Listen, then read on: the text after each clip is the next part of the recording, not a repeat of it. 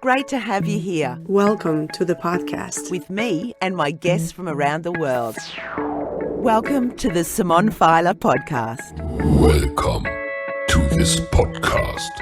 Let's get into it, shall we?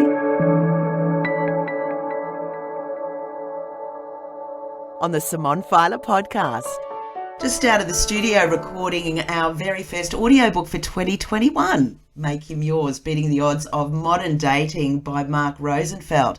Mark is Australia's #1 dating coach, and he's just put down into words the manual for getting your first date to going through all the weeds to find your true love and set up a recipe for relationship success for many years to come. Just gone cold even thinking about that. Stand by, ladies. Welcome, Mark. Thanks for jumping on board my podcast today. Thank you for having me. This week's been amazing, and yeah, it's great to be able to do this at the end of the week. Awesome. Well, I've thoroughly enjoyed it as well. I want to find out a little bit about you to begin with. Yeah. Where did you grow up, and what was life like for you back then? So I grew up, we lived in Brisbane until I was in about grade 1 or 2, and then we moved up to the Sunshine Coast at Mooloolaba. So I grew up around the beach, yet was never a beach kid. Right. But we had a beautiful little spot in Mooloolaba, and so a lot of my earliest memories are just hanging out with my cats and my dogs in Mooloolaba and around the family, and yeah, really sort of positive memories from that era all around the Sunshine Coast. Beautiful spot. Yes, Spoiled. It's gorgeous. Yeah, it's amazing. Yeah, lovely place to grow up. So when you were little, what did you want to be when you grew up?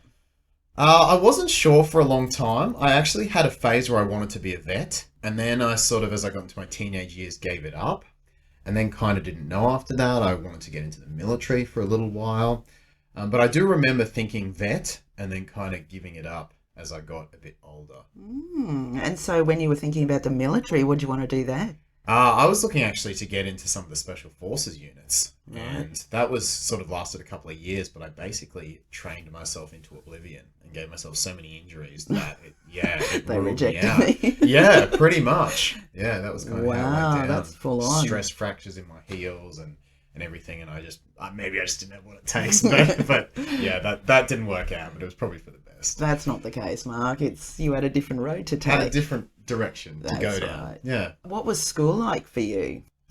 School was pretty tough at times.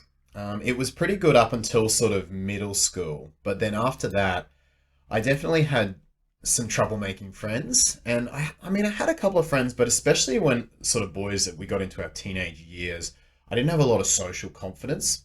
And I think initially it came from me being made fun of for being smart, and then just didn't have a lot of social confidence and resilience. So I withdrew a lot in middle school.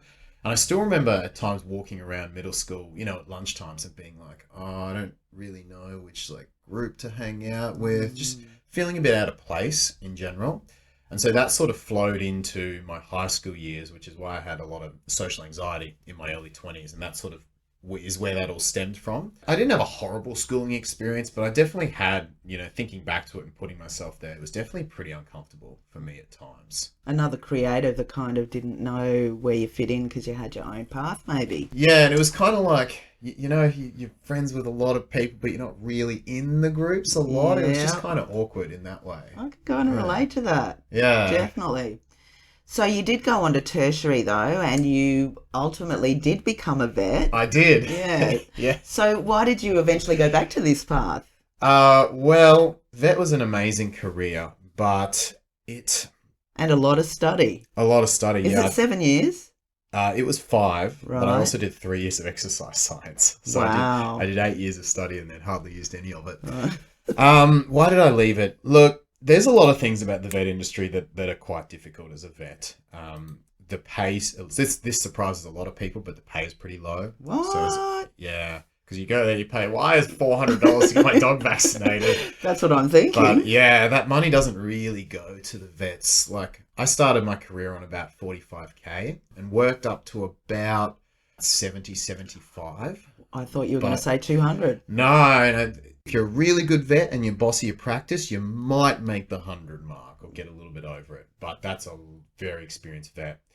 And combine that with long hours, emotional. It's such an emotional job. It's Yeah, just I a can really imagine. up and down job that way. And You get a lot of people who say, you don't even care about my animal, you just care about the money. And it's like, I wasn't too bad with that, but I see a lot of the vets, like vet has one of the highest suicide rates. I lost a friend to suicide in the industry. Sorry. It's a tough gig. So be nice to your vets. They're not charging you because it goes straight to their paychecks. It's medical expenses, it's insurance, it is expensive, but it's not actually going in the vet's pocket the vast majority of the time. So it was just a tough gig for me, and I was just finding eventually that I had my side hustle, which was my dating coaching, and I was putting more and more time into my side hustle, less and less time into being a doctor, and eventually I was like, I'm not doing this job well anymore. I need to exit out of this. Yeah, right. When was it that you then started getting interested in girls? I'm going to go back to your coaching, but obviously we have to start at the beginning. You mean just like interested in girls or coaching women? No, interested in girls. Well, you said like at high school you were kind of withdrawn. So were you interested in girls at the time? Did you have a girlfriend or? I mean, I was. I mean, I had the normal teenage stuff going, but didn't act on it, didn't know how to act on it, had a lot of anxiety around that. So sort of normal age I was interested, but I don't think I had my first kiss till I was 19, and then only lost, kind of personal, but only lost my virginity at 21. So I was very much a late bloomer with that, and a lot of that was my social anxiety coming through. And that basically, as I said, that sort of stemmed on from high school, but it took me a lot, and that's why initially my journey was just all about coaching myself. Just like, what the hell am I doing? Why can't I relate to women? Why am I so shy? What is going on here? And so it was about that age of 21 where I was like, stuff this, enough is enough. This shit needs to change. And that was when I really went on the journey of transformation, eventually started coaching men, and that led on to the rest of the stuff. Did you have many girlfriends? No, like not intimate, but girlfriends at school? First no, definitely not. Right. Not at school. First girlfriend official was 23. Okay, so you said you started kind of thinking about your coaching thing there. You became a stripper, so was that to try and lose your inhibitions and try and make more friends? That was the next level. So the first thing I did was really hustled because I had a lot of social anxiety, as I said, and so I sort of figured, well, okay, if I need to expose myself to what's most uncomfortable, then what is the most uncomfortable environment that I could find? And I figured that nightclubs were the most socially sort of adept environment. So if I could be in nightclubs regularly and be comfortable there, I figured most of the rest of the stuff would take care of itself. Yeah. My first year of vet school, people thought I'd left the course. That's how rarely I showed up to class. Right. The first year, because I was like, no, I need to be in clubbing. Like, I need to be in clubs. Okay. So I'd show up to the exams and people would go, I thought you quit the course. I haven't seen you in 2 months. Oh yeah, I'm still here. I'm still going. Been clubbing. So, and it was cool too because I actually didn't drink during that time, and that was a big piece of the growth. Go out every night from like 10 till 1 or 10 till 2, and then wake up for maybe 10, 11 o'clock class, and I'd be okay because I wasn't drinking too much. Yeah, right. Was that part of the challenge to not drink? Because a lot of people drink to lose their inhibitions. Yeah. Exactly. So you really were putting yourself on the line there. To sit with the anxiousness and sit with the discomfort. Yeah. And so after that, it was then I started coaching men for a year or two. And then the stripping was sort of the next level of that challenge, which is, okay, I'm pretty comfortable here now, feeling good socially. How do I take that to a new level? What's going to make me even more uncomfortable? And that was like, oh, maybe if I had to be on stage. And yeah, that was next level. How did stripping make you feel? Yeah, really good. It was nerve-wracking. Like at the same time, I remember my first show, I was just like, I had every little move choreographed because I was so nervous about, looking stupid or doing it wrong. Yeah. So very nervous to begin with. And like even today, I'll occasionally go back and do a show every now and then. And even today, if I haven't done it for a while, the nerves kick in a little bit. Really, really powerful. I remember the first night after I stripped. So I did 2 strips in the same night, actually. The first night I did it, that was in Toowoomba. And I remember I came back to my hotel room and I think I'd earned like $500 or $550 cash. I just like spread it out on the bed. I was just like looking at it and we're going, I fucking did it. I just like, I was living the dream. Yeah, living the dream. Like, that was the girls and the money come. It was a very, if you ask me, what are the 5 biggest growth you've had in your life or growth moments, that would be one of them. Right. Because it was just it had been such a long journey of, getting over my shit. And then to go from where I was, especially back in high school, to be able to do that was a really powerful That's a growth moment arc. for me. Yeah, that was a massive moment. Do you think it's different for men and women who strip? Yeah. I think there's different social connotations to it. And the difference, especially with men, is, we get to dress up in these costumes and everyone is in on the joke. Yeah. You know that he's not a firefighter. You know that he's not actually a cop. So it's kind of very above the table. Whereas often the fantasy around the women's side is more like the sexual interest of her and the illusion of her. And so the fact that that's not real, that the interest isn't real from her, that kind of gets ignored. So it's a little more, the fantasy is a bit more under the table with women. Women get paid a lot more, so I guess it sort of balances out, but the fantasy is more over the table with men. So there is a bit of a different context there. Yeah. Do you think women do it for the same reason that you started doing it? I don't think many people do it for the reasons I started doing it, to be honest. Do you think it's to make money, or why do you think people do it? I think a bit of both. I think some do it to make money. I think some do it to express their sexuality. I had a couple of girlfriends while I was doing it that said, Mark, it's kind of been on my bucket list to try that. And so I had a couple of girlfriends who tried stripping, while they were dating me. And they only did it once, but they were like, yeah, I'm glad I did that. That was a real expression of my sexuality. That was really, really powerful for me. So different reasons. I think obviously money's a driver in having work, but I do also think I've met women, I have a good friend that loves it, just the sexual expression of it, like the queen standing up on the stage, that just the alluring goddess. So yeah, I think that the job can be very validating, and you've got to make sure you don't get addicted to that validation from it. Yeah, there's different reasons people do it, but I don't think many people do it to get over anxieties the way I did. Well, I don't know if many people will be doing it now, given everything's shut down. Well, I mean, we did it most of July to December, so the shows were on for us. Okay. Social distancing. Yeah, sure, why not? Oh, dear. Yeah. Sit over there in your chair. Yeah.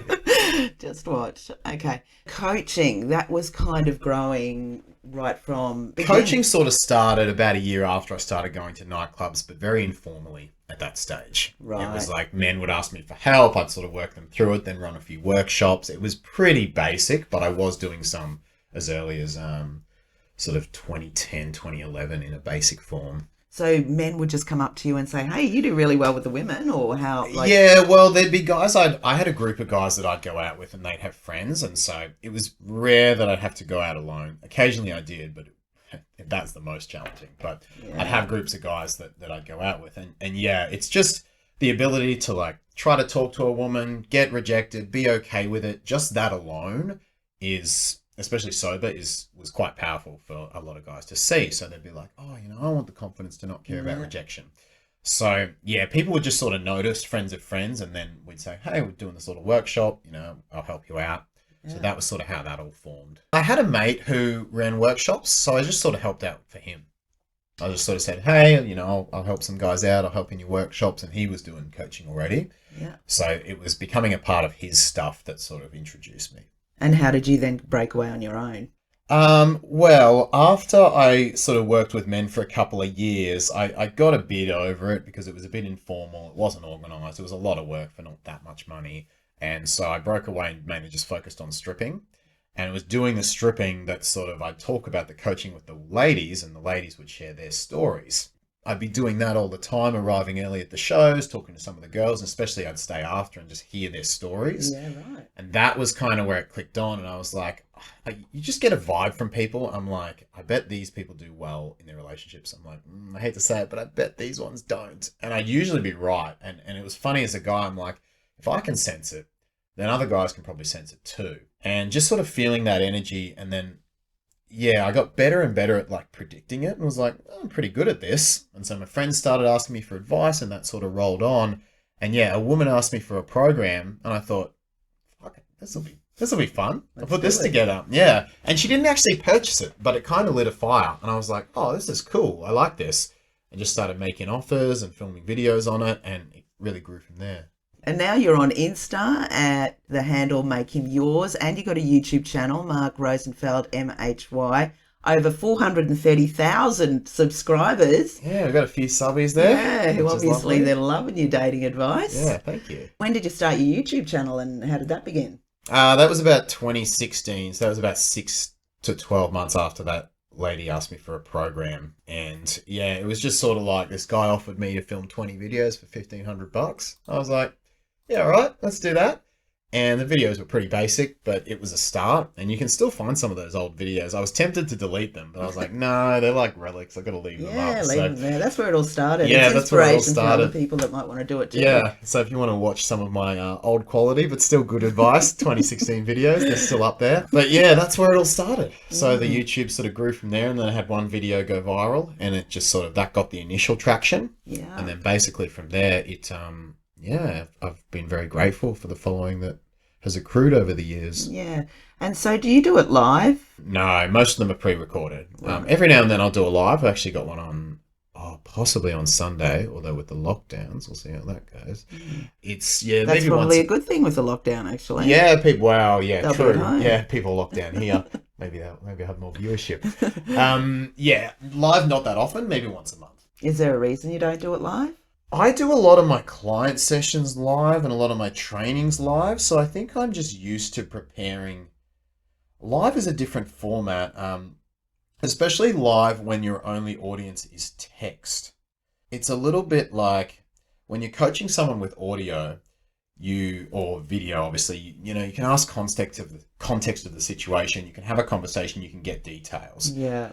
When you got a bunch of people watching you and they just sort of text questions, you can't go into any of the details. So you end up kind of just saying, you know, how do I get back with my ex, or how do I make him chase me? And you end up giving quite general advice. Yeah. So I would prefer, if I'm going to give general advice, to have it just more punchy and have it pre-recorded in a 7-minute clip, but then go on for 20 minutes. I think if you're going to go on for 20 minutes on a live stream, it's more interesting to do it when you're having a conversation with someone, Yeah, right. rather than trying to make me, can you give me more details? And then you wait a minute and they, you know, text Yeah, one and more everyone else paragraph. turns off. It's boring. Yeah, it's just a bit for me. Yeah, yeah. Well, you've done a lot in a very short time, really, haven't you, Mark? I have been pretty busy. Yeah. Congratulations. When you put it like that, yeah. Very you. inspirational. Thank you. Very inspirational. And to add to all Appreciate of that. this, you've published your very first book. I have. When the heck did you get time to fit in that? Yes. Writing That was a mission. Gee whiz, that was a mission. I remember sitting at the vet sometimes trying to squeeze out paragraphs Oh, yeah. between clients. Yeah, if there was time. So every now and then I'd get an hour off and I'd hit it up, and I just saw the word count slowly increasing. And then I finished the thing, and then the editing started, and that was twice as big a job as writing it. Yeah, it generally to is. learning. Yeah, wrote the book probably in less than a year, 6 months maybe, but edited probably took 2 years. Okay. So, Did you edit it? Like, tell I us did. about the editing process. Yeah, so there's sort of, it's not just like write and then edit. It's sort of like write and then the first edit is almost like a half a rewrite. Some of it, you know, you're going through, you're like changing paragraphs. You're almost rewriting the thing in the first edit. And then the second edit is kind of a little bit of rewrite too, but nowhere near as bad as the first one. And then the third edit is more like order and words and typos and stuff.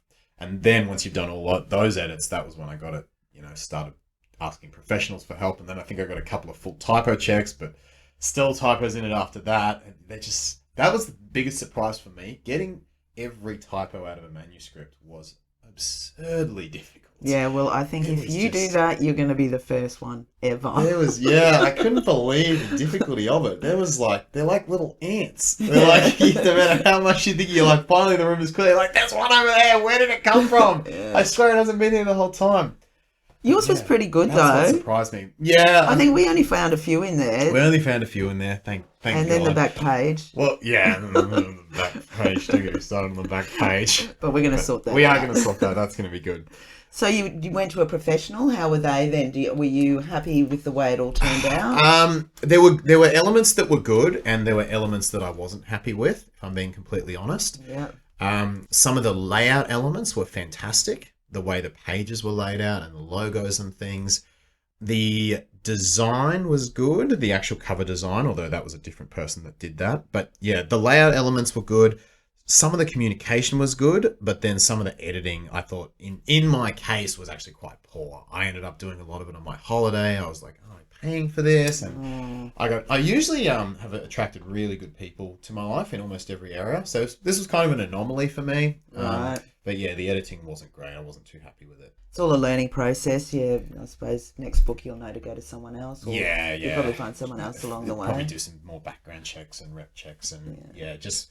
I sort of got slightly off vibes early, and I usually trust my gut, but this person was recommended by a friend, so I was like, oh, I'll just go with it. And yeah, that's what happens when you ignore your gut. So get always listen to your gut. Yeah. So I've got to commend you again, because you know that only 2% of people that start to write a book actually get this far to publish it. No shit. 2 out of 100. Wow. I mean, 1 out of 50. Yeah. So wow. You got put that feather in your bow. Yeah, I'm 1 out of 50. Put that one there. That's awesome. Yeah. So, well, I guess I'm just going to digress a little bit, going back to what you do, being a dating coach and all. I guess the question on everyone's lips: have you got a girl? And if so, how is your relationship going? I do. I get that question a lot. And look, honestly, sometimes I like to play with that question, and I'll say to it, look, why are you asking me? Why is this important? And people go, oh, if you don't do it, I can't trust you as a coach. And I'm like, I get that mindset. That said, I spend half my time getting people out of relationships as much as in them. So I think as a society, we've got to remember that there is often a success in being single. Sometimes you need to put boundaries in place. You need to step away from a situation you don't want. You need to make the hard decision. And I know a lot of couples that shouldn't be together that are. And I get women who come to me all the time.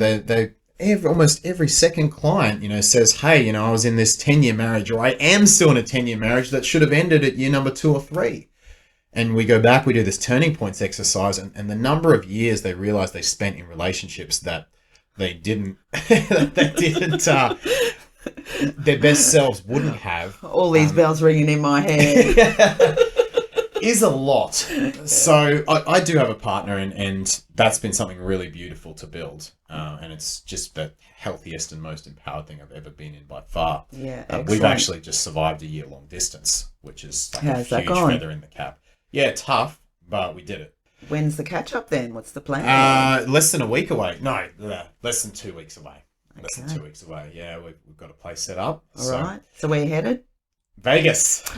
Vegas, baby. We're going to live in Vegas. Oh, my goodness. Well, given the current trend today is the 8th of January and what's gone down in America. I know. It's the season finale of America. It's all happening. Hopefully you'll all be safe over there. Yeah, no, I do just want to bring it back to that, because there is success. And, when I started coaching, I was with Ange, and then had to end that relationship because we weren't compatible, and that took that was a bitter pill to swallow, but I'm glad that we did it. Yeah. And then there was some time, single for a couple of years there before I met, I knew Sam already, but before Sam and I became a couple. And yeah, it was during that time, we're all on our journeys, and I knew even as a coach that I was growing, that I was still able to coach well. And yeah, people say, oh, you have a great girlfriend now, proves you can do it, but you can do it the whole way. Right. If for whatever reason Sam and I didn't work, I know I'd still be a great coach for people. I know what I coach works. Yeah. So I think I just encourage everyone, try not to get too sort of stuck in the status.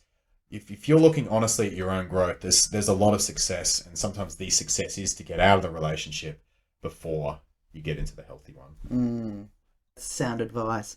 Well, like I started out my podcast, you've definitely written a manual there. I think that was one of the last things I said to you. Well, that's the manual. That's the manual. There. Yeah, you give that to anyone that's deciding. There's the full spectrum, that thing. Yeah. I want to start dating. Well, get this book, make him yours. You'll know how to start dating. You'll know how to get rid of the weeds, meet men. Well, firstly, you'll find out how to empower yourself to know what you actually want and what you're looking for. That's one of the first things about your book, I didn't really know what to expect when you said, hey, I want to record my audiobook. I was like, well, firstly I was thinking, what's the universe telling me? But you certainly have a comprehensive roadmap, basically, from dating to firstly discovering yourself through dating, and then basically getting married and having the white picket fence around you. Yeah. So well done. Yeah. this is the first book that you've narrated, first book you've written. How did you find it? It was good. I was nervous to start with, and then actually got quite comfortable in the room. And you've got to be very present. You can't do more than a few hours a day. And just being able to really hold each sentence and express it was a good challenge for me. Yeah, it really made me truly learn my own book again, I think. And it was a lot of fun, actually. It was definitely, I definitely felt the pressure of it, especially the first, second day. Yeah. But once you get into the flow, it was actually pretty fun. And it's a lot sort of more feelingful than just reading it on paper. It really is, isn't it? Yeah. And I could feel you grow actually over the 5 days. So yeah. By the end, you were like on fire. Yeah, it was awesome. It was like, it was like a show in itself actually, listening to your book. I think it's one of the best that I've done. Your narration was really engaging, and I think there's going to be a lot of value taken from people that listen to it. Oh, amazing. And hopefully it's out now. If you're listening to this early in the piece, it's going to be out very soon. Make him yours, beating the odds of modern dating. So what can people, are you going to be doing the same coaching when you go to America? Yep. Do you do it online or in person? It's mostly online. All right. Yeah, so all my stuff is online. So what can people expect when they come and meet you one-on-one? Well, usually the first thing we do one-on-one is I just find out about you. Find out about your situation, figure out what's going on for you, what have you had in the past, what do you want in the future, what patterns have you had, what patterns do we need to break. And if you feel it's a fit, then we chat about actually working together, which is to say, okay, my goal is to make you as uncomfortable as possible in the healthiest way possible. It gets in there, it's breaking down your past, it's understanding the holes that your parents left, and no parenting is perfect. Every parent does the best they know how, but no parent does it perfect. And so it's on us as adults to take responsibility for filling the gaps that our parents weren't perfect, and to basically heal through that, which prevents us repeating those old patterns in our new romantic relationships as adults. So it's pretty confronting, some of the coaching. We dive into your past, we clear trauma, we do a lot of self-work, and then we get out there and the rubber hits the road with real men. So that's the only way you can truly break patterns, is by taking action on the opposite. So a lot of the coaching is background work to allow you to take action on whatever transformation we're going for. Sounds fantastic. Sounds like a challenge and fun. It's pretty, I get such a range of clients. I have young clients with disabilities, cerebral palsy, different disabilities. I have one client, she is the epitome of the cool girl at school, prom queen, the one that everyone wanted to date, but she's been attracting sort of disconnected trophy-seeking men her whole life. Right. And then I get women who are CEOs and doctors who are in their masculine energy all day and who are not used to not being the driver and who need to find trust for men again. So all different types of situations and different client scenarios come to me that we work through. Interesting. So where can people find you then? You can head to makehimyours.com. If you want to work with me, there's a Work with Mark little form you can fill out. Otherwise, you can find me on YouTube, Mark Rosenfeld, or just YouTube, Make Him Yours. Website and YouTube are probably going to be the best places. Otherwise, if you're a phone user, Instagram at Make Him Yours. Awesome. Thank you so much for recording your audiobook with me, Make Him Yours, and for the chat today, Mark. My it's been awesome. pleasure. Thank you so much for having me. It's been so much fun. Thanks for joining me. Thank you. And my guests from around the world. Thank you for being a part of this show. The Simone Filer Podcast. Catch you next time. It's a wrap.